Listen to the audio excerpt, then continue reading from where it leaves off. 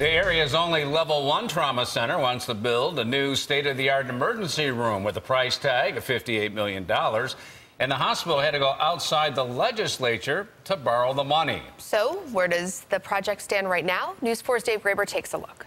The plan to borrow $100 million for ECMC's first major renovation to its ER in decades set off a political firestorm this spring. And politics may have played a role in the project being delayed a month longer than expected. The hospital asked the state-based Fiscal Stability Authority to borrow the money because it could be done at a cheaper rate, saving the area's only level 1 trauma center money in the long run. The measure was approved in late March, but to members of the legislature, especially those who disagreed with the borrowing plan, like Chairman John Mills, progress has stalled. There's no transparency here. As chairman of the legislature and my colleagues in the legislature, we know nothing about how they're proceeding. We haven't heard a word from anyone.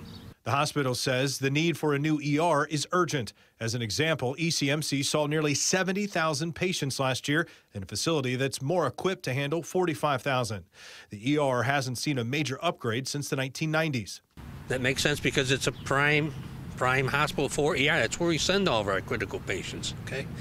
But, hey, don't tell me that. Don't tell the taxpayers of Erie County that you need it, and now you're dragging your feet. The hospital has long said the project is expected to be complete by the third quarter of 2019, and state regulations will eventually govern that.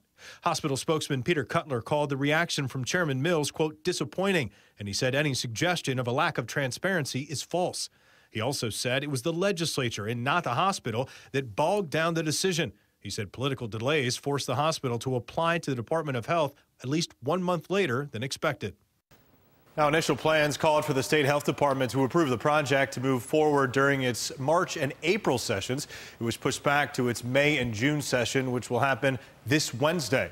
Meanwhile, the hospital has moved forward with selecting the general contractor for the project. It has chosen Rochester-based Pike Construction to lead the renovation.